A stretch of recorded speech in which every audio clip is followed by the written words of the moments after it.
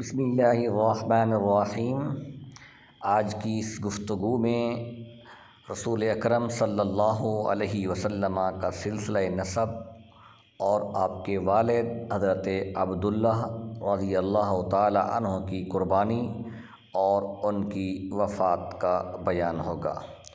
حضور محمد عربی صلی اللہ علیہ وسلم کا سلسلہ نسب کچھ یوں تھا: محمد بن عبداللہ بن عبد المطلب بن ہاشم بن عبد مناف بن قصی بن کلاب بن مرہ بن کعب بن لوئی بن غالب بن فہر بن مالک بن نضر بن کنانہ بن خزیمہ بن مدرکہ بن الیاس بن مضر بن نزار بن معد بن عدنان۔ حضرت عدنان حضرت اسماعیل کی اولاد ہیں اور حضرت صلی اللہ علیہ وسلم عدنان کے خاندان سے ہیں۔ حضرت عبد المطلب نے منت مانی تھی کہ اللہ 10 بیٹوں کو ان کے سامنے جوان کر لے تو ان میں سے ایک کو خدا کی راہ میں قربان کر دیں گے۔ اللہ تبارک و تعالی نے یہ آرزو قبول کی۔ 10 بیٹوں کو لے کر حضرت عبداللہ کعبہ میں تشریف لاتے ہیں اور وہاں پر قرعہ اندازی کرنے والوں سے کہا کہ ان 10 بیٹوں میں سے کسی ایک کا قرعہ نکالو۔ اتفاق سے قرعہ حضرت عبداللہ کے نام نکل آتا ہے۔ آپ حضرت عبد المطلب حضرت عبداللہ رضی اللہ تعالی عنہ کو لے کر قربان گاہ کی طرف چلے۔ حضرت عبداللہ کی بہنیں جو ساتھ تھی رونے لگیں اور کہا ان کے بدلے 10 اونٹ آپ قربان کر دیجئے اور ان کو یعنی حضرت عبداللہ کو چھوڑ دیجئے۔ حضرت عبد المطلب نے پھر قرعہ اندازی کرنے والے شخص سے کہا کہ عبداللہ پر اور 10 اونٹوں پر ایک قرعہ ڈالو۔ اتفاق پھر بھی یہ ہوا کہ حضرت عبداللہ کے ہی نام پر قرعہ نکلا۔ حضرت عبد المطلب نے اب 10 کی بجائے 20 اونٹ کر دیے، یہاں تک کہ بڑھاتے بڑھاتے اونٹ 100 تک جا پہنچے تو 100 کے بعد پھر قرعہ اونٹوں کے نام نکل آیا۔ حضرت عبد المطلب نے 100 اونٹ قربان کیے اور اس طریقے سے حضرت عبداللہ رضی اللہ تعالی عنہ بچ گئے۔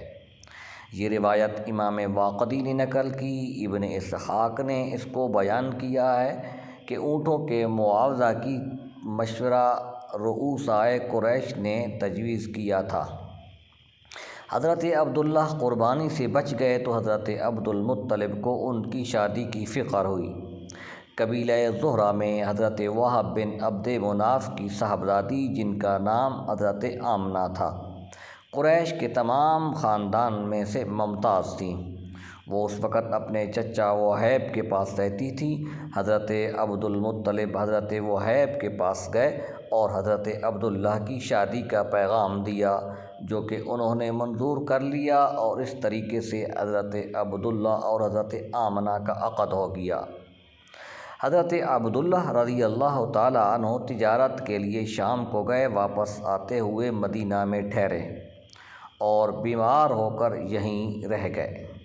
جب حضرت عبد المطلب کو یہ حال معلوم ہوا تو بڑے بیٹے حضرت حارث کو خبر لانے کے لیے بھیجا، لیکن جب حضرت حارث مدینہ طیبہ میں پہنچتے ہیں تو اس دوران حضرت عبداللہ کا انتقال ہو چکا تھا۔ چونکہ یہ خاندان میں سے سب سے زیادہ محبوب تھے، اسی وجہ سے حضرت عبداللہ کا پورے خاندان کو صدمہ ہوا۔